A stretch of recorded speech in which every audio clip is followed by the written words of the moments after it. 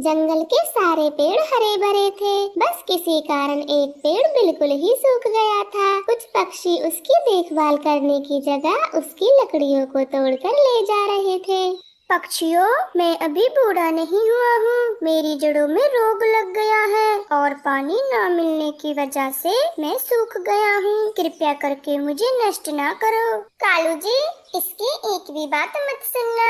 यह सूखा पेड़ है जो अब किसी काम का नहीं है। ऐसा मत कहो गौरी कवि, मैं सेब देने वाला पेड़ हूँ। मेरा इलाज करवा दो, मैं फिर से फल देने लगूंगा। तुम सिर्फ बचने के लिए ही झूठ बोल रहे हो, वरना तुम्हारी हालत को देखकर तो लगता नहीं है कि तुमने कभी फल भी दिए होंगे। ऐसा कहकर कालू और गौरी उसकी टहनियों को तोड़कर ले जाते हैं और पेड़ बेचारा बहुत उदास हो जाता है। और तभी दूसरा पेड़ उससे कहने लगता है, दुखी ना हो मेरे दोस्त, ऐसा तो हम सभी के साथ होता है। जब तक हम फल देते हैं बस तभी तक हमारी देखभाल होती है। जैसे ही हम सूख जाते हैं बस किसी काम के नहीं होते। लेकिन दोस्त, मैं अभी बूढ़ा नहीं हुआ हूँ। मेरी जड़ों में बस रोग लग गया है। दोनों पेड़ ऐसे ही बातें करके एक दूसरे का मन बांट रहे थे। कालू भैया, आपको इतनी सारी सूखी लकड़ियाँ कहाँ से मिली? मुझे तो काफी दूर जाने पर कोई लकड़ी ही मिल पाती है। टोनी, आपको नहीं पता, हमारे जंगल का एक पेड़ सूख गया है। अब हमें दूसरे जंगल जाकर लकड़ियाँ लाने की जरूरत नहीं है। हाँ टोनी, उसी पेड़ से हम लकड़ियाँ लाते हैं। तुम भी जल्दी से लकड़ी इकट्ठा कर लो, वरना सारी लकड़ियाँ खत्म हो जाएंगी। क्या कहा गौरी बहन, आप उस सूखे पेड़ की टहनियाँ तोड़ रहे हो? हाँ टोनी, वरना उसका क्या होगा? कालू भैया, वो एक सेब देने वाला पेड़ था, उसकी जड़ों में रोग लग गया है। आप उसे इस तरह से तोड़कर ना लाएं। देखो टोनी, अगर आपको लकड़ी नहीं लानी है तो मत लाओ, बाकी हमें तो मत रोको। हम तो सारी सर्दी उसी पेड़ की लकड़ियाँ जलाएंगे। फिर इसी तरह से जंगल के और पक्षी भी उसी पेड़ की लकड़ियाँ तोड़कर लाने लगते हैं और टोनी चिड़िया उसी पेड़ के पास चली जाती है। चिड़िया, मैं तो अब पूरी तरह से नष्ट होने वाला हूँ। कोई भी मेरी बात नहीं सुनता है, बस मेरी टहनियाँ तोड़कर ले जाते हैं। हाँ पेड़ भैया, मैंने भी सभी को समझाने की बहुत कोशिश की, परंतु मेरी भी कोई बात नहीं सुन रहा। अगर एक दो बार बारिश हो जाए तो मैं पहले की तरह हरा भरा हो जाऊंगा और फिर मेरी टहनियों को कोई नहीं तोड़ेगा। वो तो है पेड़ भैया, परंतु अभी बारिशों का मौसम नहीं है। चिड़िया, क्या आप मेरा एक काम कर सकती हो? हाँ पेड़ भैया, अगर मुझसे होगा तो मैं जरूर करूँगी। बताओ आपको क्या काम है? आप बूढ़े नीम के पास जाकर उन्हें मेरी हालत के बारे में बताना, वो जरूर कुछ न कुछ उपाय बताएंगे।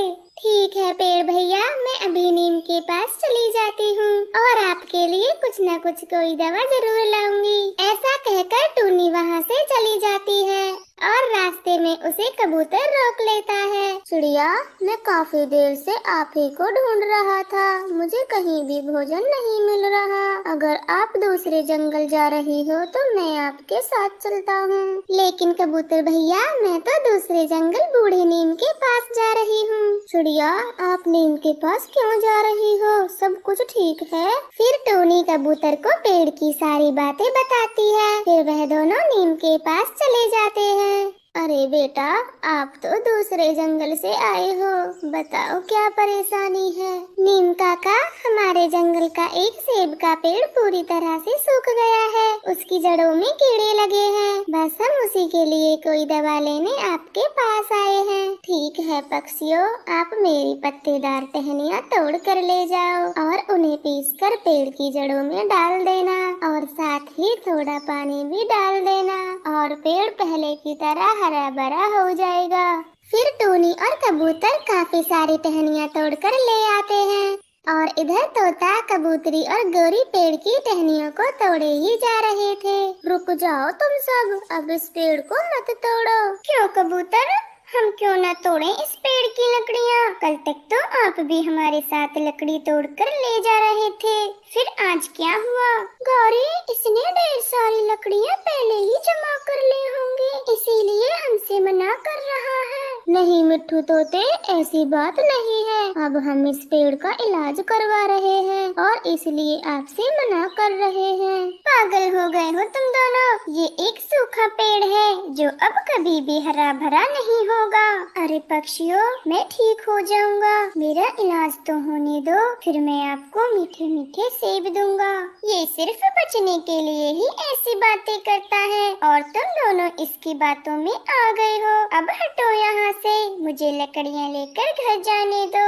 ऐसा कहकर सभी पक्षी लकड़ियाँ लेकर चले जाते हैं और सूखा पेड़ यह सब देखकर रोने लगता है। चिंता ना करें पेड़ भैया, हम आपको नष्ट नहीं होने देंगे।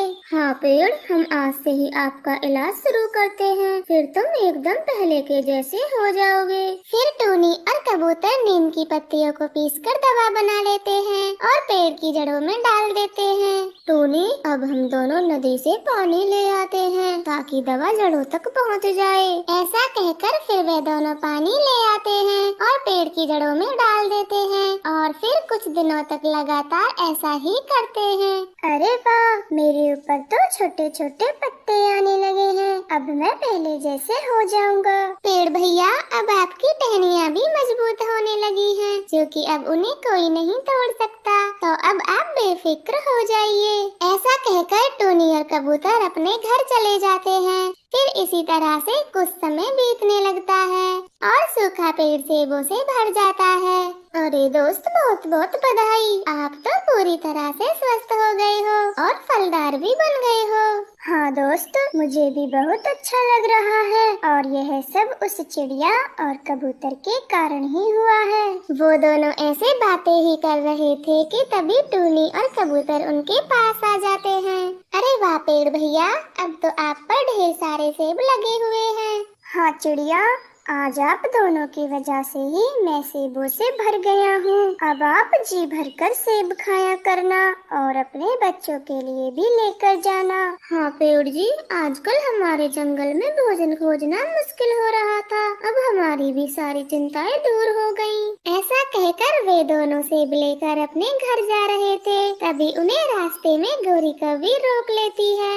आप दोनों को इस जंगल में सेब कहाँ से मिल गए? हमें भी उस जगह का नाम बता दो, हम भी वहीं से सेब ले आएंगे। गौरी बहन, ये सेब तो उसी सूखे पेड़ के हैं जिसे आप बेकार समझकर तोड़े जा रही थी। क्या कहा टूनी? मुझे तो तेरी बातों पर विश्वास ही नहीं हो रहा। मैं अभी जाकर उस सूखे पेड़ को देखती हूँ। ऐसा कहकर गौरी और कालू सूखे पेड़ के पास चले जाते हैं और पेड़ को सेबों से भरा देखकर चौंक जाते हैं। ये क्या गौरी जी, ये पेड़ तो सच में ही सेबों से भर गया है। हाँ कालू जी, मुझे तो सेब बहुत पसंद है, चलो अब हम जल्दी से सेब तोड़ लेते हैं। कालू और गौरी, आप दोनों को मेरे सेब खाने का कोई हक नहीं है, सबसे ज्यादा आप दोनों ने ही मेरी टहनियाँ तोड़ी थी।